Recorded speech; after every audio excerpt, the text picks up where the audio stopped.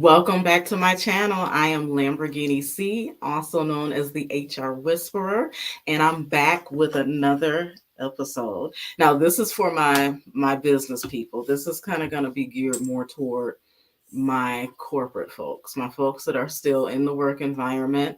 As you know, we are in some different economic times. We're also just at the end of the year, right? Where a lot of companies and corporations are beginning to look at their budgets. They're beginning to make their plans and forecast for the next year. So as we get ready to go into 2024, there's a lot of planning behind the scenes that's happening with your leadership in these organizations. So as you can see from the topic of this show, it's titled, is your company restructuring? And so we're going to talk through, like, first I want to, just provide some definitions and some education around what restructuring actually is, the different types of restructurings that might occur. And then we're going to talk about some of those signs to know if your company may be headed toward a restructuring actions. So let's get right into it. So, first of all, restructuring is really the splitting of an organization into separate parts, or the merger of two or more organizations, or even the transfer of some or all of the organization's activities. Now, one thing to note is there's really like three main types of restructuring strategies. Now, the first one I think comes to everyone's mind, or at least it's top of my mind, right? And it's downsizing. So, this is for organizations that are experiencing a degree of financial distress. Downsizing usually involves a useful cost cutting strategy. And so, in my world, that often involves, taking a look at even your human capital and your needs there, and whether you need some of those positions or even some of the people within the organization, right? Now, the other is downscoping. Now, this is another term for divestment or divestitures. Okay. And then thirdly, we have leverage buyouts, which I definitely have managed. I know there's some companies even now that are going or have gone through that process within the last month. I'm constantly in contact with other HR professionals, and and some of those folks are still in, the corporate environment, and we've just kind of been talking around like some of the things and projects that they've been working on and and really busy on, right? And so a lot of times you'll see, like, if a company is experiencing that financial distress, again, for most organizations, they want to use like, the downsizing, especially downsizing of people, as a last resort. So a lot of times what they will start out with is, taking a look at some of those contracted services that they may be utilizing, as well as taking a look at some of those agency personnel and evaluating really the need for them. And really, like, is there an opportunity for some of their permanent staff to take on some of the responsibilities that they're outsourcing? And so when they begin to look at that, they may find that, hey, you know what, we are able to make some cost savings without impacting our permanent work staff. And that's always a win-win, right? Because you want to be able to show or convey some loyalty to your employees who are, dedicated to the organization, who already are ingrained in the company culture. And if you can just rearrange like the scope of work, then that's always the best option. The other thing that you'll start to see, like, after that's done, is then you'll start to begin to take a look at um, the demographics of your workforce, right? And you'll begin to take a look and see, let's say, how many of our folks actually are eligible for retirement, because many of those folks may actually want to retire, but they may, hopefully they're working with a financial planner and doing some planning, right, for that. But they may see or know, you know what, I need to work a couple more years, or I need to work 5 more years.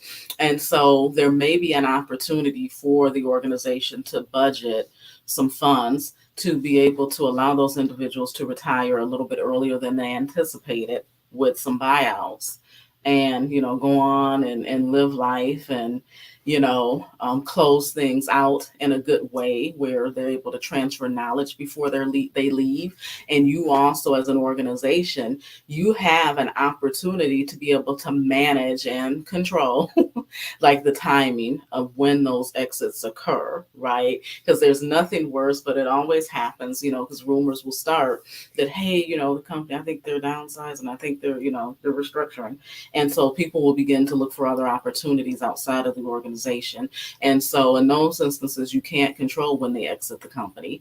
And you may not have the opportunity for those transfers of knowledge, or to be able to document the processes. So one way to be able to manage that strategically is going the route of the buyout option. Like I said, sometimes it's a win-win. I've been in those situations where I've been, administering those buyout opportunities.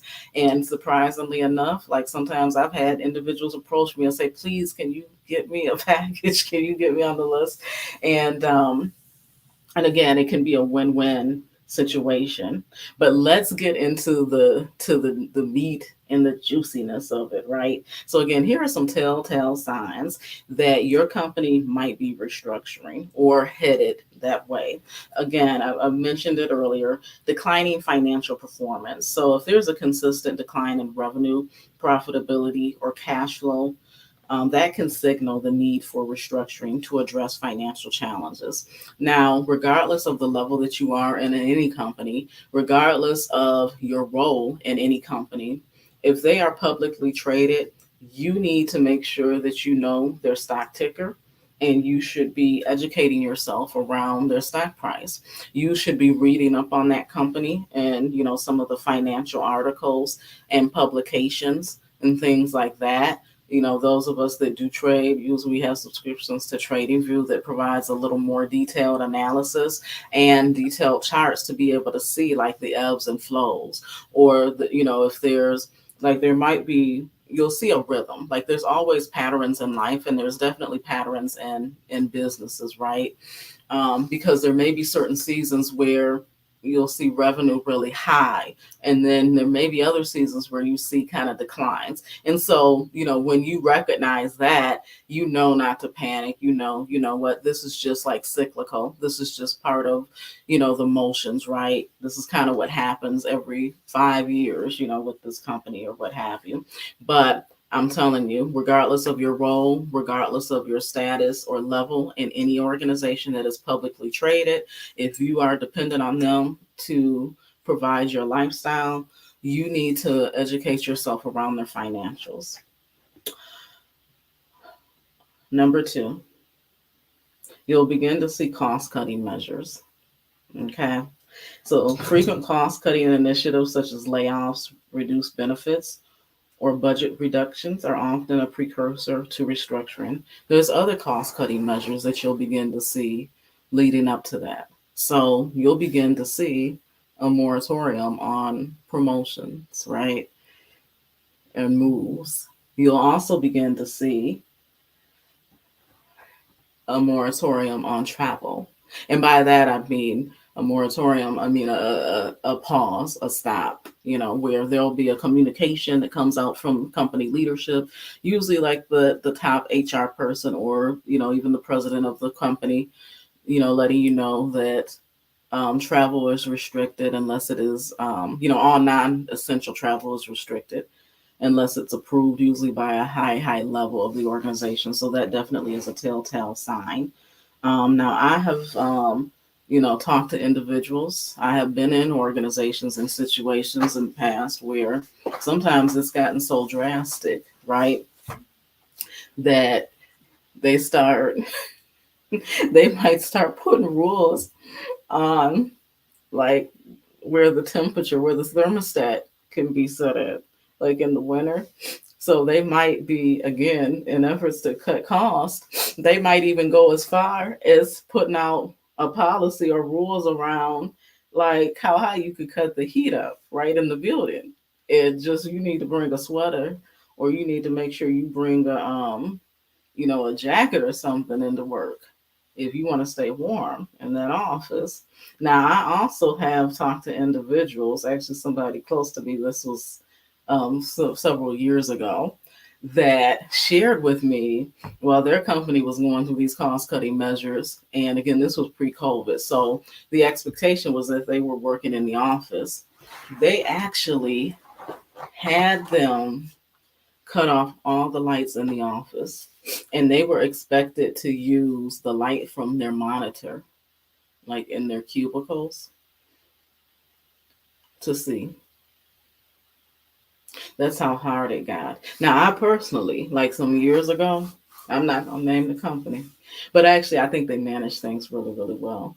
But with restructurings, I mean, there was a time where we had to stop buying supplies, so we literally were being told, like, if you're meeting with a vendor, make sure you get a pen, like all those like not pens that they have with their vendor name. Make sure that you should probably get a couple of those because you're not buying any supplies, you're not buying any post-its, you're not buying any paper clips, we're not ordering any pens. So you need to make sure when you're having these meetings with these external vendors and they have these little trinkets and pens and things that they're giving away, you might want to get a couple.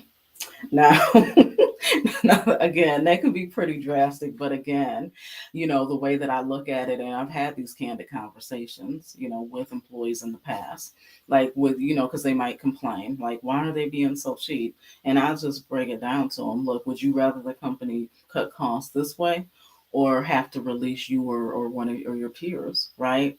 And so, usually when I explain it that way, then people are able to get on board. They're able to see, you know, like, okay, they're not just being jerks about it. But again, if us not ordering unnecessary supplies and really challenging people to be resourceful and not wasteful, or cutting out like unnecessary lunches. Like sometimes these corporations just would buy food every meeting, right? You got to have, or people would purposely schedule meetings over lunch just so that they could order in lunch for everybody, right?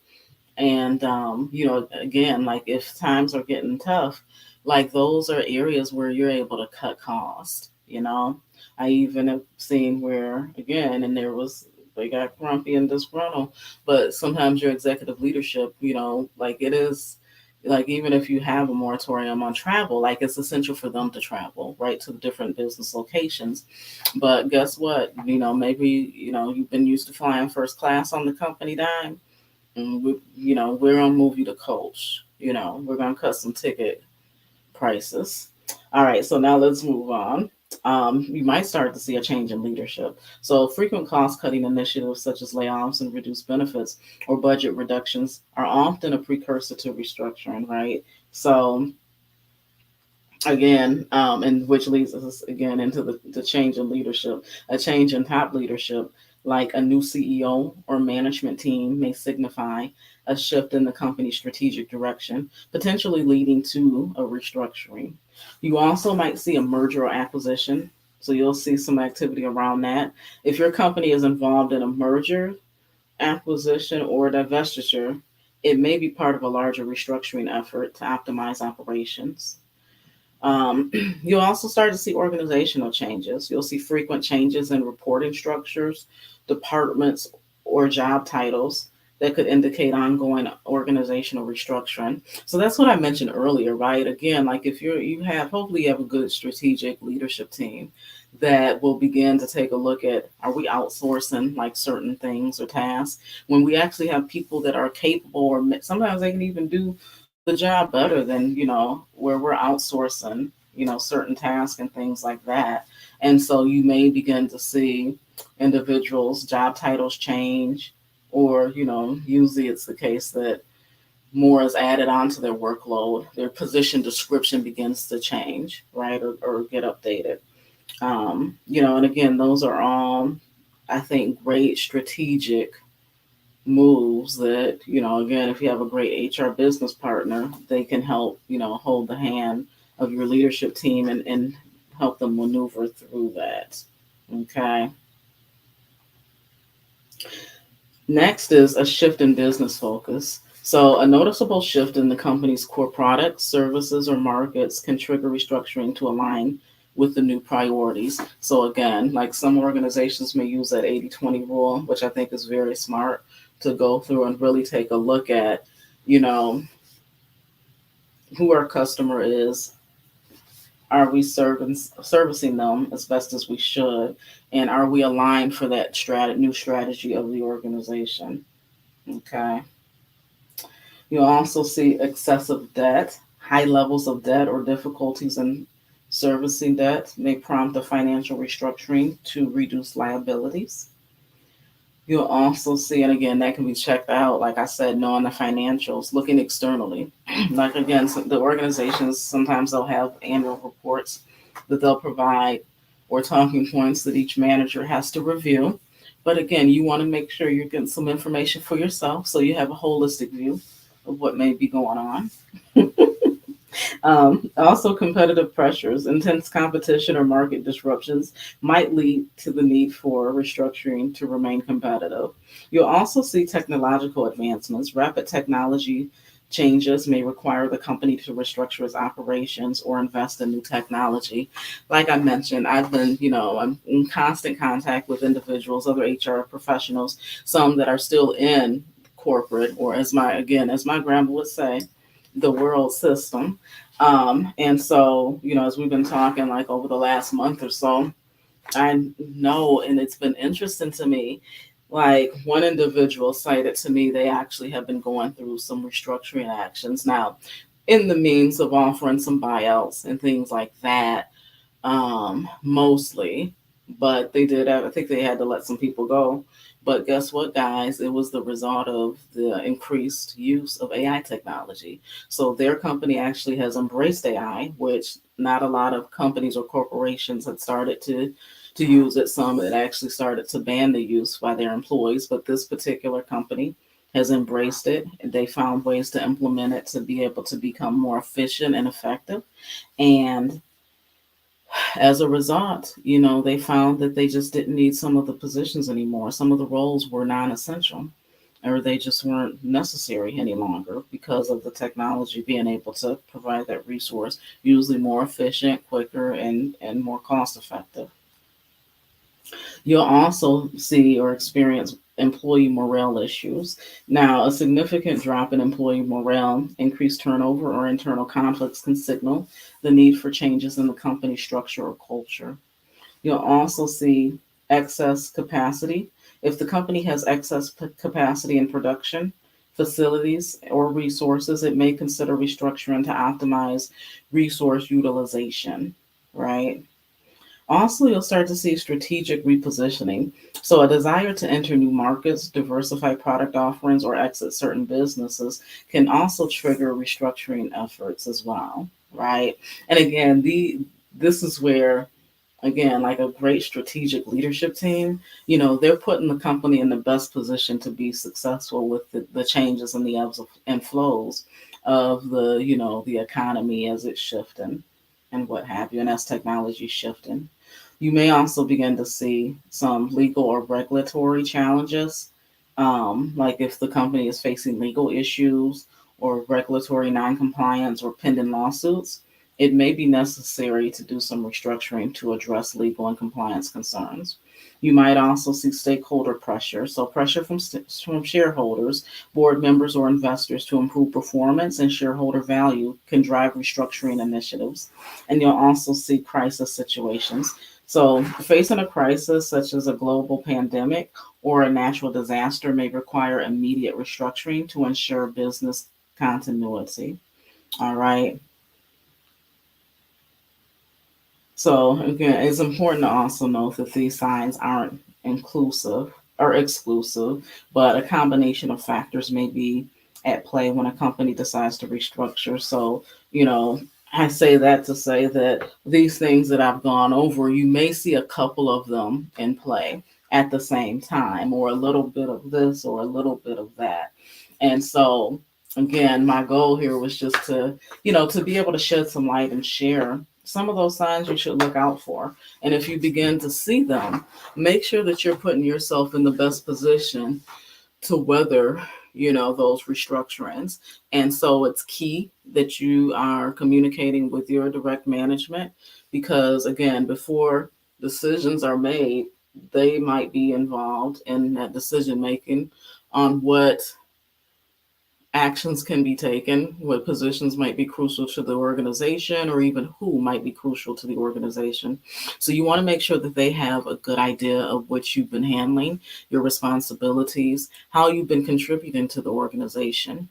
You want to make sure that they have a good handle on the projects that you're working on, and even like your skill sets that may not currently be being used, like within the organization. Because as I mentioned before, right? If they're really strategic, they may begin to look and see, like, hey, we may have Johnny over here focused on, you know, skill set A, but we didn't know he had skill sets B and C. And we actually could use those as we're looking to move into new markets, or looking to develop new products. So you want to make sure that your management team knows all of your capabilities and skills. So it's essential, as you are, as I've been suggesting and prodding you guys to do, is to make sure that you're continuing to, you know, educate yourself to become more knowledgeable and multifaceted. So you want to make sure that in your career discussions, those things, you're bringing up those topics so that they know, like, you've expanded your skill set and your knowledge, and you are, you can be more of a resource to the organization, right? Um, you also are going to want to look at, for those of you that do have some entrepreneurial aspirations, it might be your time to begin to start working, on those things on the side. Again, you don't want to jeopardize your current situation if you're not ready to make that full leap. However, it wouldn't hurt you to begin to lay the groundwork, to begin to find out and do the research, as we talked before, the different steps before transitioning from corporate America and going into entrepreneurship. Making sure you understand the financials, how much it's going to cost to get into that business, what education and skills that you might need to have, if there's any licensing and things that you might need to acquire as well. So you can begin to work on those things, right, in the midst of, what may be going on. So again, guys, thank you for joining me. I am Lamborghini C, and I hope this was helpful. Enjoy your day. Bye.